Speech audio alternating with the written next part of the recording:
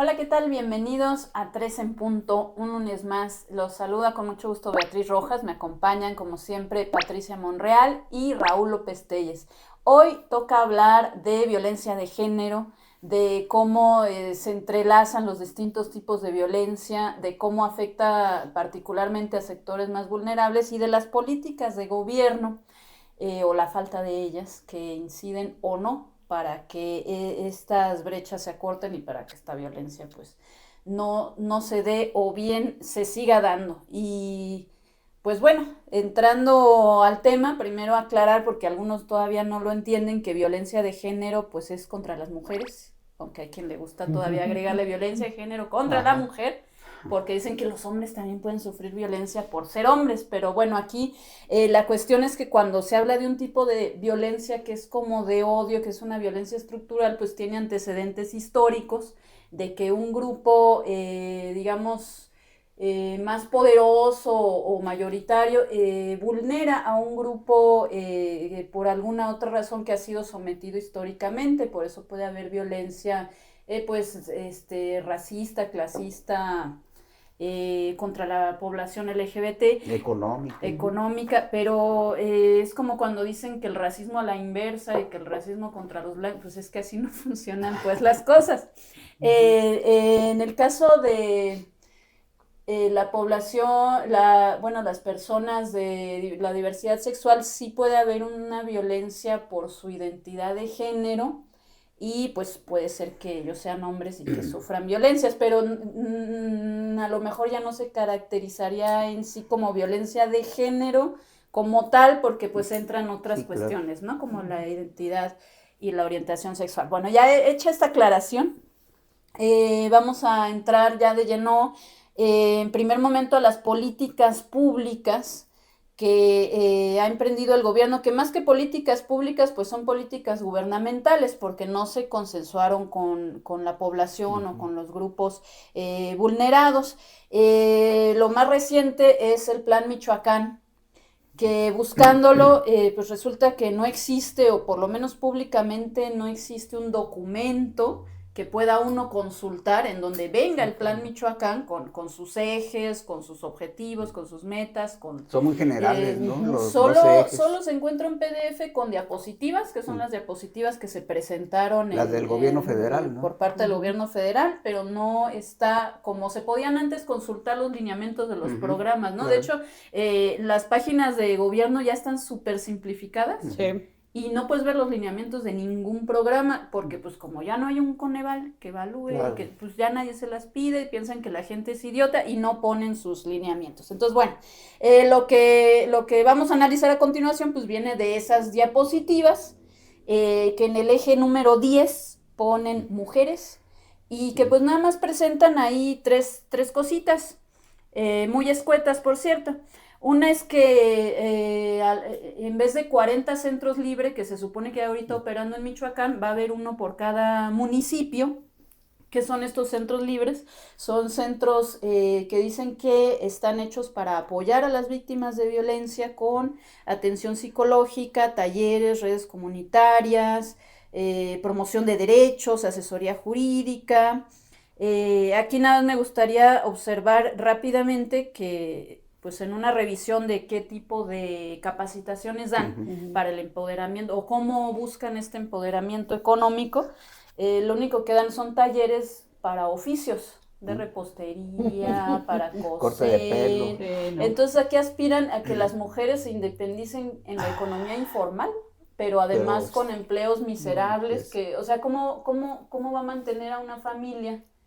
Pues o cómo va a ser autosuficiente, pero además no va a tener acceso entonces a seguridad social, claro, a Infonavit. Y que ahí en el tema de los centros libres, dentro de estos esbozos sobre el plan, lo que vemos es pues una operación de reclutamiento, Sí. de cooptación de estas masas, ¿no? Hablan de poner a trabajar a 10,000 mujeres voluntarias, además. Sí, además hablando de la autonomía sí. económica. Sí. Yo no sé dónde van a sacar a reclutar a tanta gente, y pues obviamente estos son capitales electorales que, aprovechando el plan, pues bueno, Claro. los van generando, ¿no? Claro. Luego viene el punto 2, que es fortalecimiento de la Red Nacional Tejedoras de la Patria. ¿Qué es eso? Pues parte de lo que comentan, mujeres voluntarias que quieren conformar redes. ¿Para qué? Bueno, les voy a decir textualmente lo que dice. Mujeres que promueven la autogestión, la participación y la imaginación, o sea, con la imaginación se va a acabar la violencia en Michoacán, porque vamos a echar a volar la imaginación y a lo mejor ahí vamos a ver un país muy bonito. Sí. Nos vamos a imaginar que ya no existe.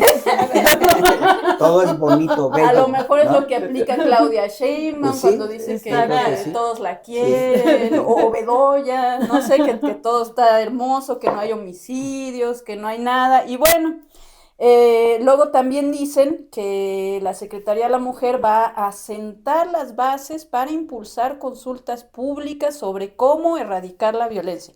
O sea, uno no dice que van a hacer consultas, dice que van a sentar las bases, o sea, a lo mejor en un futuro, pero aparte, o sea, van a consultar cómo erradicar la violencia, la gente les va a decir cómo erradicar la violencia al gobierno.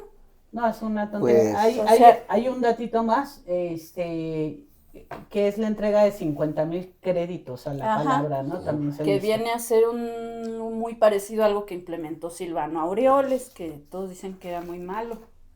Que era muy malo, pero pues igual estuvieron trabajando en su gobierno, ¿no? Y no difiere mucho la política del gobierno actual y además de algunas la política de que Silvano trabajaron Aureoles. Precisamente en área de mujeres en el periodo silvanista, entonces ahí quedó una deuda también, o un Solo compromiso. le cambian el nombre a los programas, Así ¿no? es, a Palomas Pero mensajeras, yo creo que al crédito a la palabra. igual valdría la pena, Betty, que es una política pública, porque esto que se acaba de enlistar, pues son acciones. Claro. No es una política pública. Y más allá de eso, son declaraciones. Además sí son acciones, ¿no? Y también con la imaginación. Así es. Entonces yo creo que sí valdría la pena puntualizar que es una política pública, ¿no? Porque, o política gubernamental, que no es lo mismo. Que no es lo mismo, pero bueno, pues es otra cosa que listar una serie de acciones, ¿no? Si nos vamos a la teoría, una política pública es, para empezar, una serie de acciones que buscan erradicar un problema público. El problema público, ¿qué lo determina? Pues la propia gente, no el gobierno, ¿no? Sino que, bueno, el gobierno tiene un plan nacional de desarrollo, que se supone que se hizo a partir de foros y demás.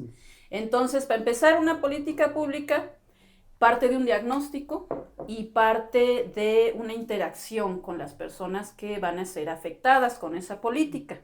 Segundo, tiene que plantear cuál es el problema, definir cuáles son sus causas y cuáles son sus consecuencias. Y a partir de entonces dice, nosotros de todas estas causas vamos a atacar esta y esta, o vamos a atender también esta consecuencia, porque no es ir a tratar de acabar con el problema en sí. Tienen que estar construidas de determinada forma, de acuerdo pues con la ley mexicana, es a partir de la metodología del marco lógico, que pues tampoco se está haciendo ya así porque, insisto, pues ya no hay Coneval, pero sigue estando en la ley. Entonces la metodología del marco lógico nos dice que tiene que partir de un fin, que es como un fin tomado del Plan Nacional de Desarrollo, algo general, que pues aquí no sé si sería erradicar la violencia de género. Luego vienen metas que entonces ya son cuantificables. Vamos a beneficiar a tantas familias para tal año. O sea, cosas que se puede evaluar si se cumplieron o no se cumplieron. Y objetivos que son un poquito más generales, pero que son también cosas concretas, ¿no? Como, no sé, combatir la pobreza, reforestar el bosque, o sea, cosas así más específicas, y luego se desglosan en una serie de acciones que van a ir encaminadas pues a alcanzar esas metas en el tiempo que se fijó la propia política pública. Entonces nada de esto está en el Plan Michoacán. No estaría, se puede decir, vamos a entregar, ¿qué? 50,000 créditos a la palabra para combatir para combatir la violencia de género, ¿no estarían cumpliendo? Pues habría que ver los indicadores antes y después de cuánta violencia de género había y cuánta violencia de género hubo después de haber entregado sus de acuerdo créditos. a lo que dice Betty, en esa política pública debería de haber un seguimiento también, ¿no? Entonces, obvio que sí se pueden entregar esos 50,000 apoyos, pero ¿cuál es el seguimiento o el objetivo específico de trabajar con esas 50,000 personas? Que además cabe señalar, no es inmediato, siempre en todos los casos, la política pública no se evalúa de un año para otro. No, claro que no. Porque lo menciono porque luego es el discurso, ¿no? Hablan de la generalidad de la problemática y entonces están entregando 50,000 créditos a la palabra, ¿no? Que son además como 25,000 pesos, para poner changarros, ¿no? Para poner en condiciones y además, bueno, 25,000, ¿para qué tipo de changarros te alcanza? ¿No? Claro. Pues para comprarte 2 lavadoras y lavar ropa. O comprar una costurera ajá. Pero, ¿y eso qué pasa? Porque ya hemos visto ese tipo, además no es nada nuevo, tiene años que se otorgan este tipo de créditos que al final acaban en el fracaso, digámoslo. Sí, así es. Sí, además una política que ya se ha hecho y ya se ha comprobado que no sirve.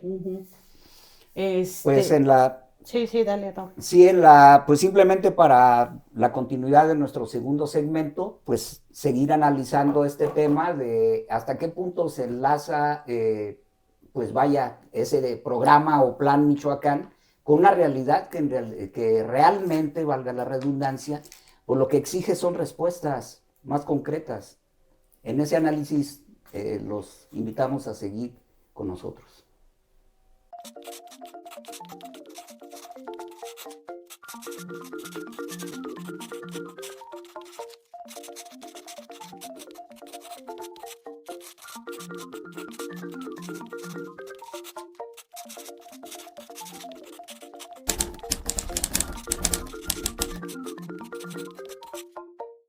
Volvemos a este programa de 3 en Punto, en donde estamos hablando sobre el tema de la violencia de género.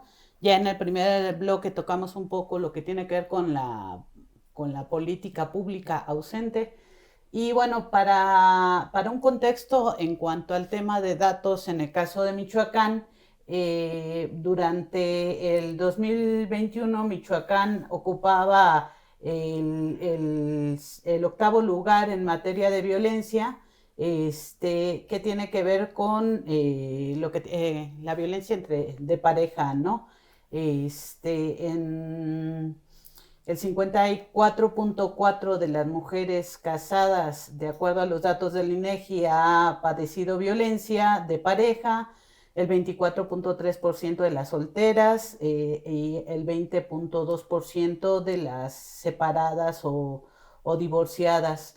Durante el 2022, Michoacán encabezó la lista de los estados con homicidios dolosos en contra de niñas. Fue el estado más letal y bueno, mucho se presume que han bajado el tema de los feminicidios por parte del gobierno del estado, pero bueno, pues las cifras que da gobierno del estado, pues encontramos contradicciones contra lo que se declara en la mañanera de Claudia Sheinbaum, como en el caso de los homicidios dolosos, que boletinaba la Secretaría de Gobierno que habíamos salido del top 10 y un día antes en la mañanera pues nos ubicábamos como entidad en el 7º lugar.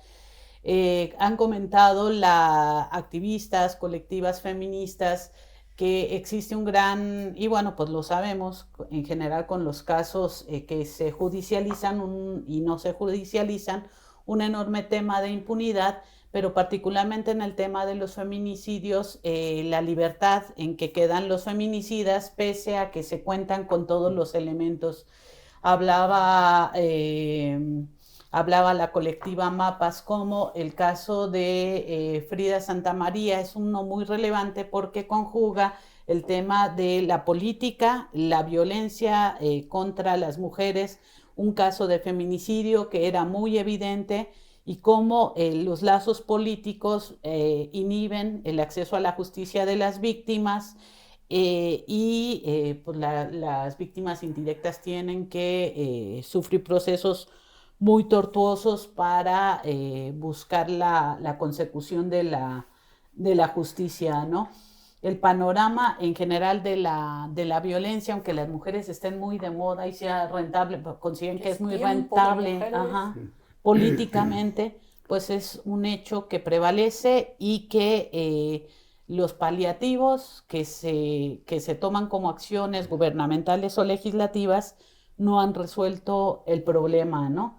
Recientemente, el pasado jueves, ¿qué fue el jueves? Fue jueves 13 de noviembre en la Ciudad de México, se convocó a todas las presidentas de las comisiones de igualdad de los poderes legislativos del país, porque existe la intención desde el gobierno federal de homologar todas las legislaciones locales con para que las normas estatales pues estén similares en materia de violencia contra las mujeres, lo cual pues sí da un poco de miedito, porque en unos estados pues hay un avance, claro. En otros no. Son realidades distintas. Totalmente, ¿no? Entonces esta idea de homogeneizar todo, claro, pues va en contra incluso de la lógica histórica que desde Así las entidades se ha seguido para la conquista de derechos de las mujeres, ¿no? No, y en el caso que comentamos o en el contexto en el que ubicamos este tema hoy, el Plan Michoacán, pues parece que no parte de un diagnóstico real y obviamente muy localizado respecto a problemáticas en relación a la inseguridad de las mujeres. Podemos pensar simplemente cuántas poblaciones han sido desplazadas en la tierra caliente, claro, en la costa, y en donde la mayor parte de las jefas de familia, son jefas de familia las que encabezan el cuidado del hogar, la manutención, ante el abandono del hombre o de la fuerza masculina. O se fue a Estados Unidos, o se lo llevaron. O anda metido en el narcotráfico, o en otro tipo de... O lo han matado, o etcétera, ¿no? Entonces, creo que eso es lo que hace falta. ¿Qué realidad viven esas mujeres? ¿Cuál es el diagnóstico efectivo de cuántas mujeres viven esa violencia? Creo que el Plan Michoacán en ese sentido tiene pues un rezago mucho mayor, porque finalmente vemos que es un pegote de varias políticas del gobierno federal integradas en un proyecto de 12 ejes que no conocemos específicamente. Entonces, en materia de seguridad se agregaron pues las partes del Programa Nacional de Seguridad. En el caso de estos presuntos protocolos o planteamientos dirigidos a mujeres, pues se tomaron del Programa Nacional de Mujeres y se pegaron nada más. No, ¿okay? Y ya se estaban haciendo, o sea, nada más se amplía algo que ya se venía haciendo sin mucho yo creo que ahí éxito, ¿no? Ahí toca, Raúl, algo que es fundamental, ¿no? La falta de atención a las problemáticas locales en las entidades. Exacto. Con esto del Plan Michoacán se ejemplifica claramente, porque además no hay no te exponen un diagnóstico de qué está pasando, no parte de ese diagnóstico, para que tú tengas claridad de que eso nace de algo. Los foros que se realizaron verdaderamente son una burla, ¿no? Claro. Y este tema de la homologación de las legislaciones, pues es exactamente lo mismo, ¿no? Claro. Y una generalidad de gente, además, que está desde la Ciudad de México, que las realidades son absolutamente diferentes, aunque estemos dentro de una misma república.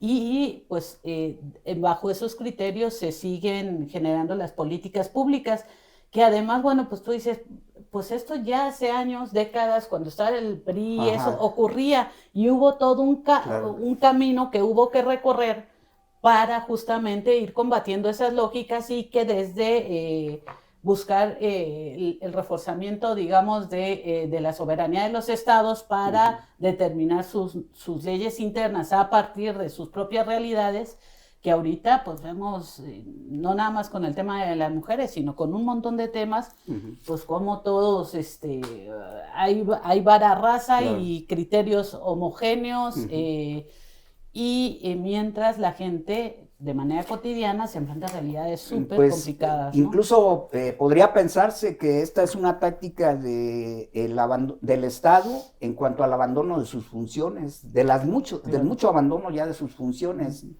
La cuestión de simplemente otorgar créditos o apoyos y decir, bueno, yo ya te di tu apoyo, ahora sí, resuelve tu realidad, ¿no? Eso ya no me toca, yo ya te di lo que... Imagina un mundo más bonito. Exacto, ¿no? Con tus redes de apoyo. Ya con eso ya vas a vivir tranquila, en paz, y además vas a generar ingresos, ¿no? Pero es que además criticamos Entonces, es mucho... algo muy irreal, o sea, es ilógico. Es ilógico, no podemos suponer que a partir de un crédito, de un préstamo, lo que quieras, va a cambiar mi realidad, de ninguna manera, ¿no? No hay indicios de que eso haya funcionado. O sea, sí es cierto que muchas veces no se salen de su casa las mujeres que son violentadas porque no tienen a dónde ir. Pero pues mucho han dicho los expertos que se necesita un sistema nacional de cuidados, porque no es nada más eso. Es eso. Porque, a ver, te sales con tus hijos, quieres trabajar, ¿y qué haces con ellos? O sea, en muy pocos trabajos puedes llegar con ellos, ¿no? Así es.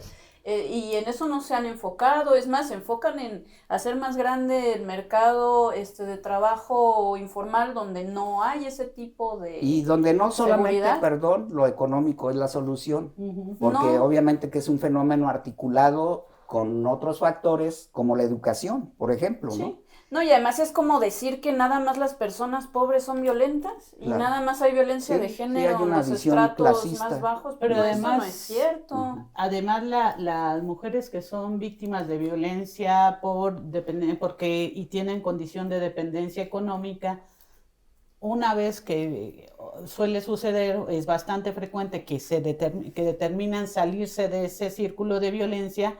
No es tan sencillo, generalmente las siguen los agresores, las violentan, entonces requieren no nada más que vayan y pongan su changarro, sino condiciones mínimas de protección.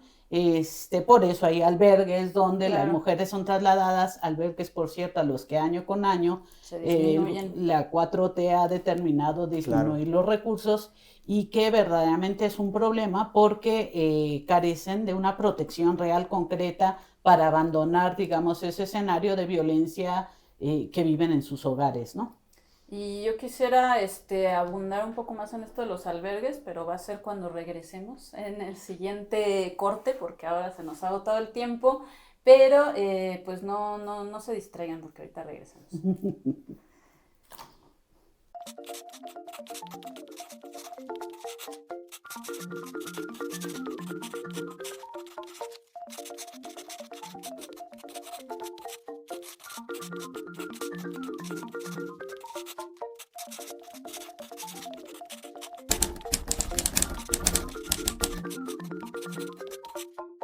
Continuamos en el tercero y último segmento de 3 en Punto, en esta ocasión enfocado a analizar los alcances que tendría en un momento dado el Plan Michoacán, enfocado hacia una política dirigida a las mujeres. De entrada, pues ya hemos comentado cómo los criterios desde la federación pues aluden o nos hacen sospechar que será un proyecto más y aparte carente de un diagnóstico específico para solucionar estas realidades que día con día, independientemente del Plan Michoacán o no, viven miles de mujeres en el estado, sobre todo en las zonas consideradas foco rojo, por la presencia criminal en alto grado, como son la Tierra Caliente, la costa, pero también hasta qué punto este proyecto se puede convertir en un modelo más de cooptación de tener un tinte electoral respecto a esos presuntos o presuntas beneficiadas que se contemplan y cuyos ejes no conocemos pues tan exactamente como debería de ser. Y por el otro lado también hasta qué punto va a ser un proyecto basado en ocurrencias que con o sin su existencia en Michoacán, pues no está atacando específicamente las causas reales de esa violencia que viven las mujeres todos los días. Sí, y evidentemente este plan tiene ausencias graves, ¿no? Lo comentábamos, se comentaba fuera de la grabación sobre el tema de Tierra Caliente, todo el fenómeno de desplazados que incluye pues obviamente a mujeres, niñas desplazadas que viven, las violencias que viven son multifactoriales, tienen diferentes dimensiones y todo lo que tiene que ver con desaparición también está ausente, desaparición de que además mujeres. Son mujeres las que están buscando a los desaparecidos o, pues bueno, pueden ser desaparecidas, pero la mayoría de los grupos de buscadoras son mujeres. ¿No?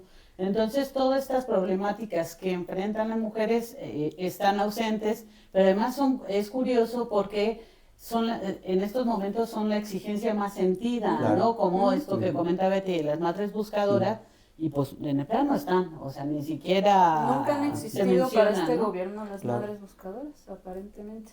Y hablamos mucho de la falta de diagnóstico, de la falta de indicadores, pero es que también desde el gobierno anterior de López Obrador y ahora también con Claudia Sheinbaum se han ido recortando los recursos para la academia, para la investigación, para el INEGI y para todas esas áreas externas que generaban indicadores. Entonces, por ejemplo, el índice de desigualdad de género desde 2016 no se mide, y más bien desde 2020, perdón, y tenemos así varios ejemplos, ¿no? De estimaciones que hacía el INEGI, no era del INEGI, pero varias que hacía el INEGI que se dejaron de hacer. Entonces, pues claro que no partimos de un diagnóstico serio, no se escucha tampoco a la academia, se están eliminando programas de posgrados de calidad. Solo hay 2 universidades en el país que tienen el posgrado de políticas públicas, una es la Universidad Michoacana, pero pues ya lo sacaron o lo quieren sacar del padrón de posgrados de calidad porque dicen que no es prioritario. Entonces, pues, ¿quién va a venir a diseñar estas políticas? Pero además este gobierno, digamos, uno puede decir, no, es que se consulta para generar el diagnóstico. Este gobierno, la 4T ha tenido los insumos de todos estos organismos, instituciones para generar política pública. Que no los haya pelado es otra cosa, ¿no? Y ahora con lo que está diciendo Betty, al desaparecerlo, está dejando sin herramientas administraciones futuras, que son las que tendrían que echar mano de los insumos que se estén generando ahorita para la toma de decisiones a futuro. Si está o no está la 4T, si no está, pues van a reclamar a esos gobiernos de otras fuerzas políticas que no estén tomando ante la falta o la ausencia. Y ellos mismos se verán afectados, ¿no? Pero el hecho es que la violencia, retomando el tema que tiene que ver con la violencia para las mujeres, o las mujeres, digamos como tal, lo que estamos viendo es una visión utilitaria en torno al tema de la mujer y que de fondo pues no tiene interés alguno en resolver la problemática. Esto que hemos comentado en otros programas del Es Tiempo de Mujeres, pues evidentemente es una frase hueca frente a la falta de política pública, las acciones concretas y a un compromiso real de resolver la problemática, ¿no? Un uso pragmático, electoral, y donde pues siguen muchas, en lo local lo vemos, que siguen trepadas este discurso para amparar intereses personalísimos, ¿no? Y volviendo a este tema de los refugios que se han ido debilitando, bueno, recordar nada más que fue una de las promesas de campaña o de los planes de campaña de Claudia Sheinbaum, que decía que no tendría que haber refugios, sino que las mujeres se tendrían que quedar en la casa y sacar de ahí a los violentadores. Sucede que esto ha sido efectivo, pero en países en donde pues las órdenes de restricción sí funcionan. Hay un dato a mí que me llama la atención de un estudio que se hizo que reflejaba que ciudades donde la normativa de alejamiento se aplica rigurosamente disminuyeron 25% las muertes por violencia. Aquí en México, con los niveles de impunidad que hay... ¿Pero en qué país fue? Eso en países de primer mundo, porque lo hicieron en varios países, obviamente no en México. Cuando un borracho se le puede acercar a la presidenta y toquetearla, o sea, obviamente las órdenes de alejamiento no creo que vayan a tener ese tipo de efectividad. Ahora, lo que dicen los especialistas también a nivel mundial es que hay que atacar, cuando hablamos de violencia de pareja, hay que atacarla en las primeras señales, cuando son delitos menores, no cuando ya peligra la vida de la mujer, sino desde antes. Y ahí es cuando sí son efectivas. Yo escucho mucho en el Congreso que lo único que se les ocurre, y dicen que es para prevenir, pero no es para prevenir, es incrementar las penas de cárcel. Eso no es para prevenir, eso es para castigar. La lógica pero penal cuando ya mataron, o sea, el chiste es evitar que eso llegue a ser, pero además cuando sabemos que hay niveles de impunidad, ¿a quién le va a importar que incrementen las penas, no? No, tenemos además que 4 o 5 legislaturas en esta, pues yo creo es una verdadera diarrea legislativa, penalista sobre las mujeres, ¿no? Sí. Porque reforman y todo sigue la realidad sigue igual. Sí. Lo que recomiendan los especialistas aquí, pues tanto en México como en otros países, para una verdadera política de construcción de paz es centrarla en las víctimas, pero también en los victimarios, que muchas veces a la vez son víctimas también, porque rastreando estas historias trágicas de violencia dentro de la familia, resulta que el violentador vivió esa violencia de niño y la asumió como algo normal, o está atravesando una serie de traumas, o viene de un contexto de un machismo exacerbado, y entonces pues sí existen políticas que han funcionado.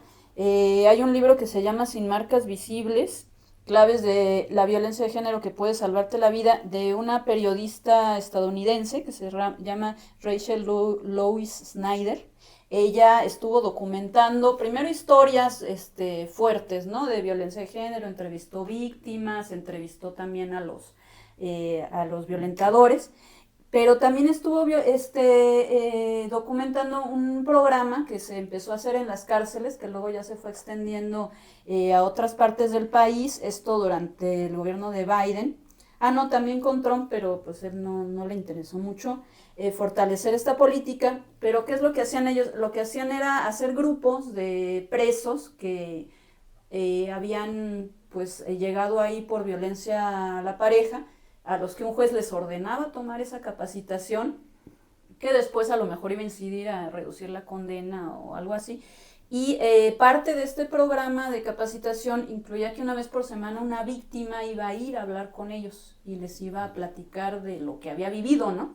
Entonces ya para ellos verlo, pues obviamente no era su víctima, era otra víctima, pero les ayudaba un poquito a empatizar, se veían reflejados en lo que ellos habían vivido de niños, por ejemplo, o empezaban a darse cuenta del daño que habían hecho, ¿no? A veces la víctima no era la mujer golpeada, sino los hijos, o que son víctimas indirectas, ¿no? O la mamá, y entonces esto los empieza a sensibilizar, además de que están en un contexto de cárcel, que están como más vulnerables emocionalmente. Y otra cosa interesante de este programa es que los hombres que terminaban todo, que no era una cosa de una semana o de un día, era un año o más, ¿no? Ya que terminaban este curso, ellos estaban en condiciones de poderlo replicar, y obviamente junto con especialistas y demás, pero digamos que el que modera es alguien que fue violentador. Entonces esto nos da más certeza de que cuando salgan de la cárcel ya no van a volver a violentar mujeres, porque la perspectiva cómo cambia, es alguien que ya cambió su forma de pensar, que reconoció que estuvo mal, que está incluso ayudando a que otros ya no sigan repitiendo el patrón, porque en realidad no hay nada, y esto lo dice ella misma, que pruebe o que nos haya probado que un hombre que estuvo en la cárcel va a salir y ya no va a ser violento. No, y menos en las condiciones que están las cárceles. Así es. En México, ¿no? Y tampoco hay pruebas, digo yo, de que si deja de oír narcocorridos va a dejar de ser violento. No, claro, o si le llevaron un festival de arte a su comunidad, entonces también dejó de golpear a la esposa. O si me imagino que ya no vivo en esa realidad, ¿no? Sí, o si la esposa aprendió a hacer postres, ¿no? Así es. O sea, no, esto es algo que ya se hizo y que sí ha funcionado, ¿no? Ahora yo creo que esto está muy lejos de lo que se está pues seguramente, o a lo mejor en varios países existen modelos que pueden, pues justamente tener exacto, ¿no? Pero en el caso mexicano, o en el caso concreto del tema que estamos hablando, pues pienso que en primer lugar esa prevención respecto a la violencia en lugares específicos pues no se ha dado, y la prueba es de que sigue tan real y tan vigente que pues ahí están actuando los señores del crimen organizado como les da su gana, ¿no? Y lo estamos viendo simplemente en los hechos que pasaron en estos días pasados, en donde pues el crimen organizado mostró su músculo, ¿no? Claro. Y sobre todo ante dos fenómenos que vale la pena destacar. Por un lado, la presencia del secretario de Seguridad, Omar García Harfuch, que estuvo aquí en Uruapan, y el nombramiento del nuevo secretario de Seguridad Pública. ¿De qué sirvieron? O sea, recién nombrado ya están otra vez los bloqueos en las exactamente, ¿no? Entonces, por eso creo que se debe de insistir en que se deben de crear programas realistas enfocados a fines muy específicos, en este caso hablando de erradicar la violencia contra las mujeres, y en donde se parta también de esas realidades que se viven todos los días y que son, pues, francamente castrantes para la vida de una mujer y para la vida también de los pobladores en general, ¿no? Y bueno, con estas reflexiones se nos agotó el tiempo de este tercer y último bloque de este programa de 3 en Punto. Agradecerles mucho, los invitamos a seguir visitando pues nuestras redes sociales. Estamos en YouTube, en X, en Instagram, en Spotify, en Facebook y por supuesto en nuestro portal.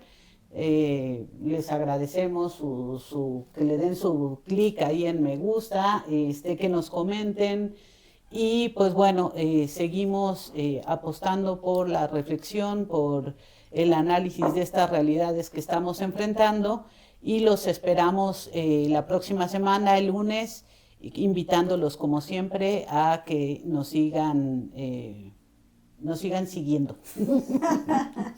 No den like. Sí.